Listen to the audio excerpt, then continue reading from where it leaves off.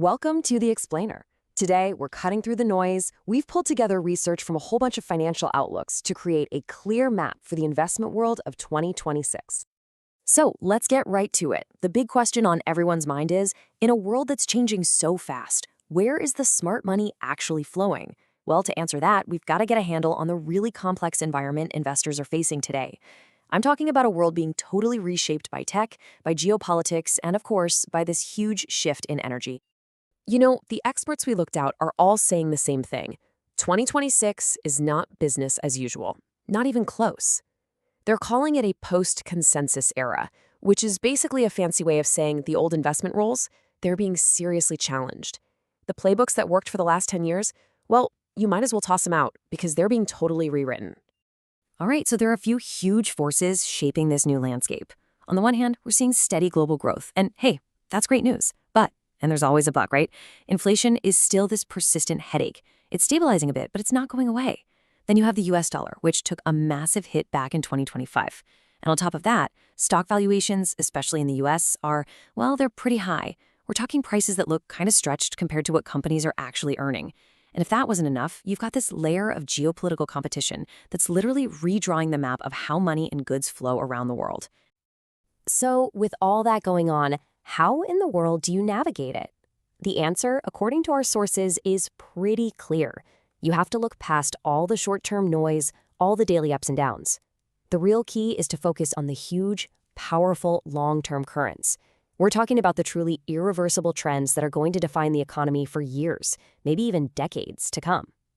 Okay, let's chart the first major route on our new map. And this one is a big one. It's a trend that has officially moved way past the fad stage and is now a full-blown economic revolution. I'm talking about artificial intelligence. And what's interesting is the conversation has shifted. It's not just about cool, speculative software anymore.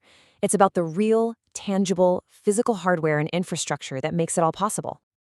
And when I say it's big, I mean the scale is just staggering. Look at that number. We're not talking about some small niche market here. This is a projected $1.8 trillion global industry by 2026. That is just a massive, massive wave of money and innovation that's completely changing our world.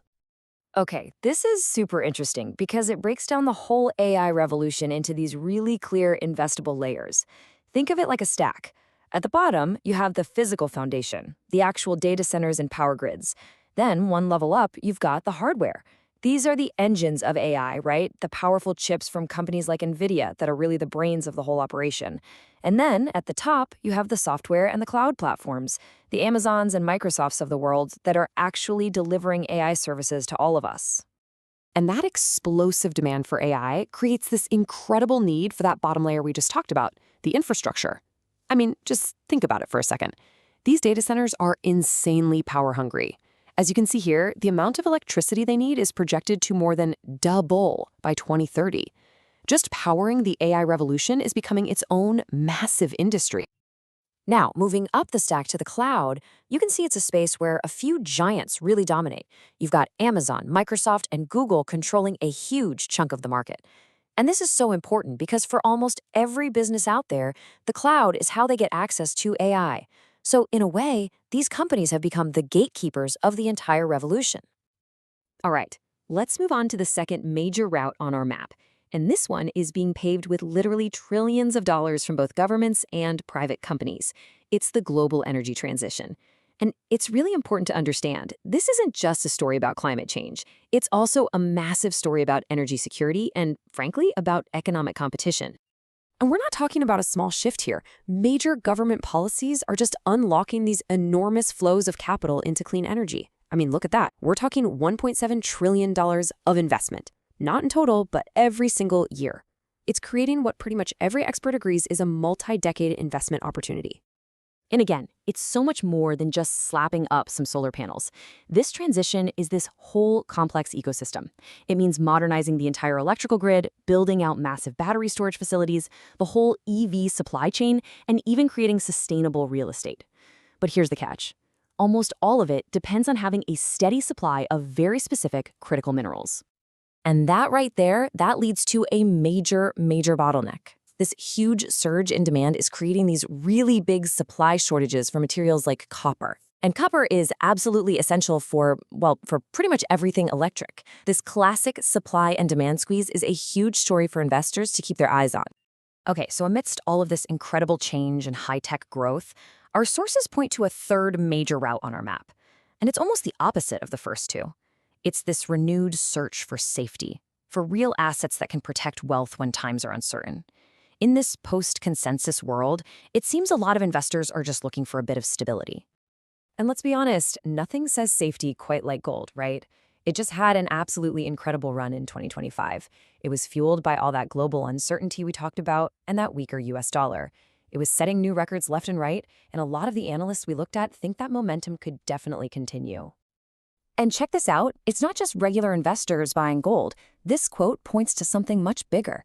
We're seeing central banks all over the world snapping up gold and adding it to their reserves. This isn't just some market fad. It signals a really major geopolitical shift, a diversification away from the US dollar as the one and only global reserve asset. Okay, so there you have it. Our three main routes are mapped out: the AI revolution, the big energy transition, and that search for safety. But knowing the destination is only half the battle. The next crucial question is, what kind of vehicle do you use to travel down these roads? How do you actually put your money to work in these huge ideas? Well, our sources basically boil it down to two core approaches. On one side, you have individual stocks. This is the high-risk, high-reward path, right? Picking specific winners. On the other side, you have exchange-traded funds, or ETFs. Think of these as buying a whole basket of assets at once. It's a way to get broad, diversified exposure to an entire theme with just one click. So what's a smart way to think about this strategically? The experts we analyzed seem to agree on a pretty disciplined four-step approach. Step 1. Focus on your allocation. Decide how you want to split your capital between these big themes. Step 2. Diversify globally. Don't put all your eggs in one country's basket. Step 3. Blend growth with stability. Combine that innovative tech with some of those more defensive, real assets. And finally, step 4, which is always important, manage your risk. At the end of the day, diversification is still your best friend for long-term discipline. So if you take away just one thing from all of this, what should it be? Well, after looking at all the data, all the analysis, one message comes through loud and clear. Successful investing in this new era is all about identifying these huge structural trends and then having the conviction to stick with them, ignoring all that short-term noise.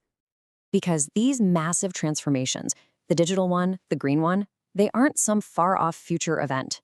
They are happening right now as we speak. And that leaves every single one of us with a really critical question to think about. Thanks for watching The Explainer.